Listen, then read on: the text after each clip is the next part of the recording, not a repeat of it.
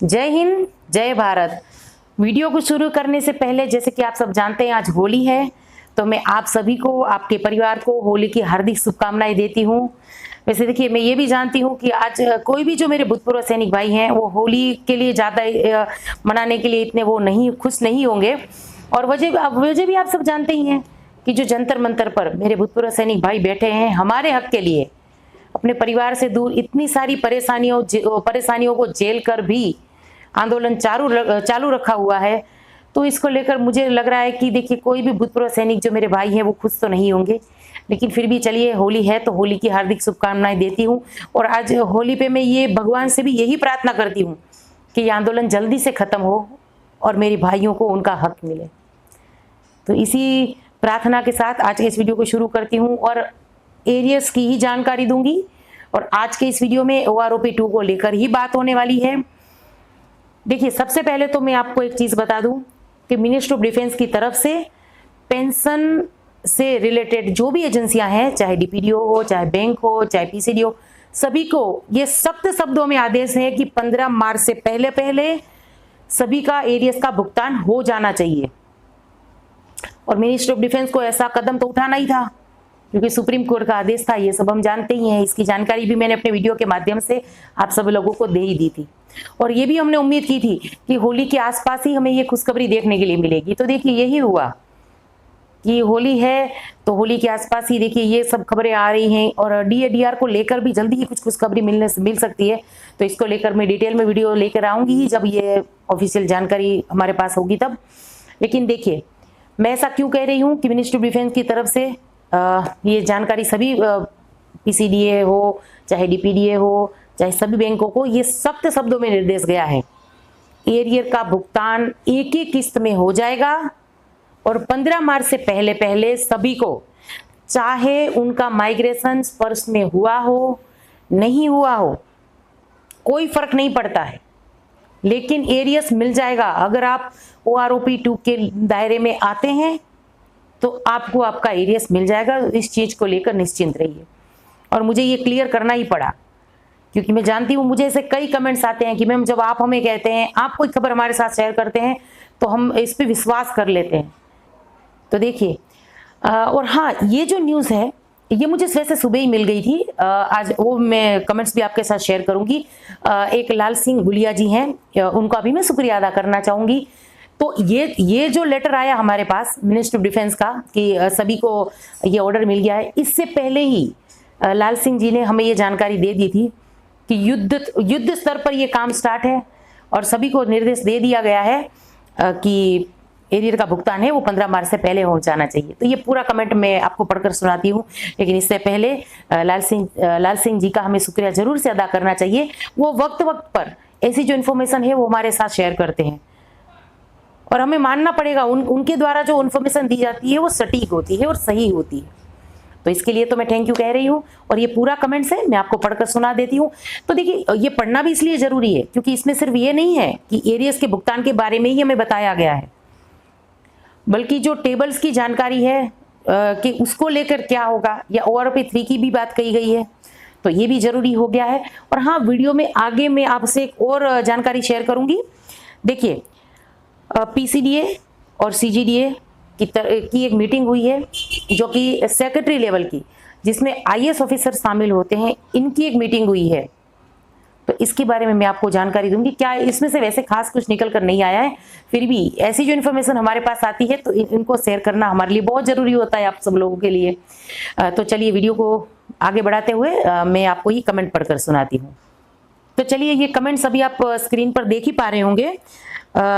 Reena ji, OROP works in high progress. There are 25 lakhs pensioners and it is not easy to work out as per circular number 667। यानी कि देखिए, जो 25 lakh pensioners हैं और ये जो सर्कुलर नंबर 667 है, इसके मुताबिक काम करना, जबकि इतनी बड़ी संख्या में पेंशनर्स हैं तो इजी नहीं होता है। चलिए, ये तो हम समझ सकते हैं।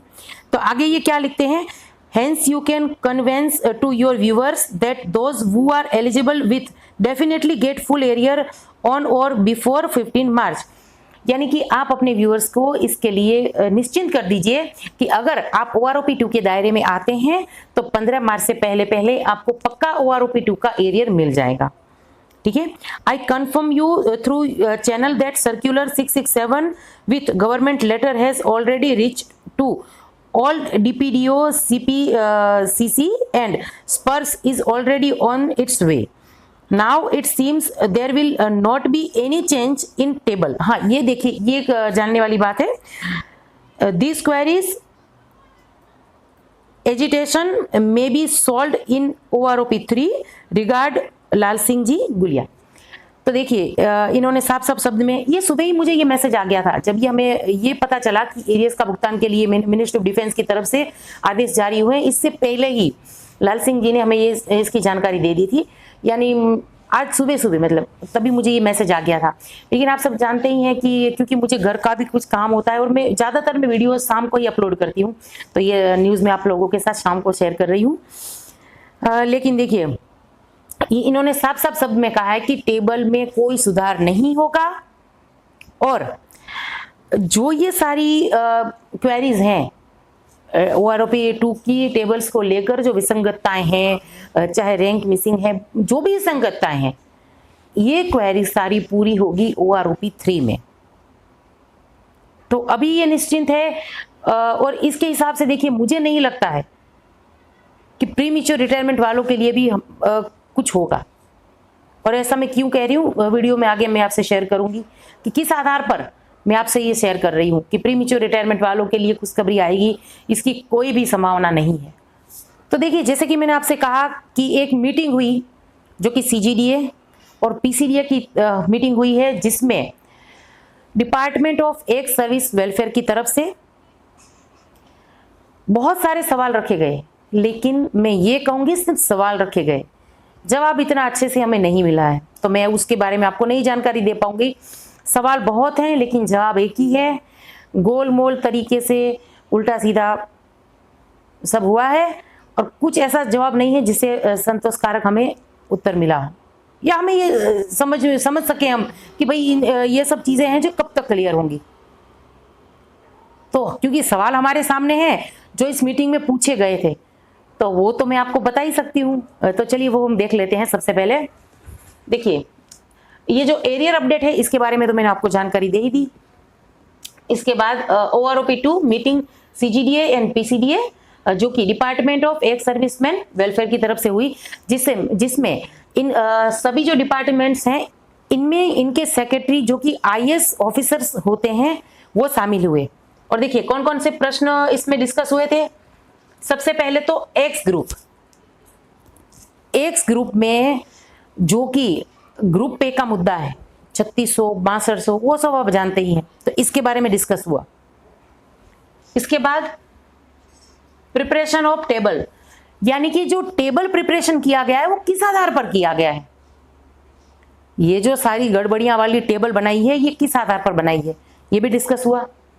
इसके बाद प्रीमेच्योर रिटायरमेंट कि आपने पहले तो 7 नवंबर 2015 कहा, इसके बाद फिर आप एक दूसरा सर्कुलर लेके आए जिसमें आपने बताया 1 जुलाई 2014, तब आपने ये दूसरी तारीख दे दी। तो ये 2 तारीख के बीच वाले जो पेंशनर्स हैं इनका क्या।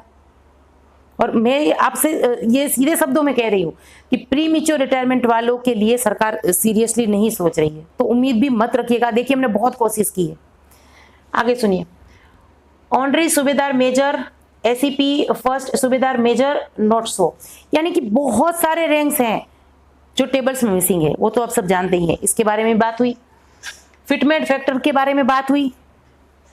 रैंक मिसिंग वो तो मैंने आपको बता ही दिया टेबल में। टेबल नंबर 7 और 8 एक्स ग्रुप जिसमें ग्रुप पे का मुद्दा है 3600 और 6200 का, ये डिस्कस हुआ। डिफरेंट MSP के बारे में बात हुई। भाई किसी को 2000 मिल रहा है, किसी को 5200 मिल रहा है MSP, तो इसके बारे में डिस्कस हुआ। आर्मी, एयरफोर्स और नेवी, इन तीनों को मिला के आपने एक ही टेबल बनाई, चलो वो भी समझ सकते हैं। लेकिन इसके बाद सिर्फ आपने 33 साल की सर्विस तक पे रिवीजन किया। भाई कोई है जो कोई रैंक है जो 38 साल तक भी तो जॉब करते हैं, सर्विस देते हैं, तो उनको क्यों शामिल नहीं किया? वैसे ये तो हम सभी जानते हैं कि जब से ये OROP-2 देना केंद्र सरकार ने माना है, और इसके बाद जब ये टेबल आई है, पहले तो दूसरी टेबल आई, फिर दूसरी टेबल आई, और इसके बाद जो भी टेबल आई आधी अधूरी टेबल आई, रैंक मिसिंग थे, कहीं पर सही से रिवीजन नहीं हुआ है। तो इन सारी बातों के बारे में डिस्कस हुआ, लेकिन जवाब यही मिला, एक दो चीज़ों के बारे में जवाब मिला है। देखिए, प्रीमेच्योर रिटायरमेंट वालों के के लिए ये कहा गया कि जब कॉरिडोर PPO जब जारी होगा तो इसमें हमें पता चलेगा। भाई क्या पता चलेगा? जब आप मना ही कर रहे हैं कि प्रीमेच्योर रिटायरमेंट वालों को नहीं मिलेगा, तो हम कौन से नए PPO का वेट करें? तो ऐसे ही गोलमोल से जवाब थे प्रीमेच्योर रिटायरमेंट वालों के लिए, और बाकी सब यही था कि CGDA के पास डिस्कशन के लिए गया है। पर हमें कैसे उम्मीद करें? देखिए, अभी हमें जब ये मीटिंग के बारे में पता चल रहा है, जो इन सवालों के बारे में पता चल रहा है कि डिस्कस हो रहा है, सब हो रहा है, हम समझ सकते हैं, लेकिन फिर एरियस का भी तो भुगतान हो रहा है।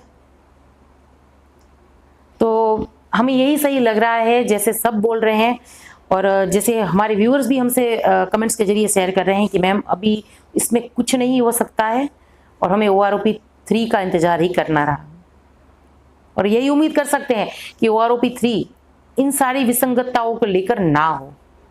तो ये तो थी जानकारी OROP-2 के एरियस को लेकर, क्योंकि आप सभी इस चीज को लेकर चिंतित थे, आधों को मिल रहा था, आधों को नहीं मिल रहा था, तो सभी को यही टेंशन थी कि क्या हमें नहीं मिलेगा। तो ये सारी चीजें क्लियर करने भी बहुत जरूरी थी, और ये सारे जो सवाल थे ये भी जरूरी थे। तो इन सारी इन्फॉर्मेशन को लेकर आज मैं आई थी आपके सामने, और उम्मीद करती हूँ कि मेरे द्वारा दी गई जानकारी आप लोगों के लिए यूजफुल रह रही होंगी।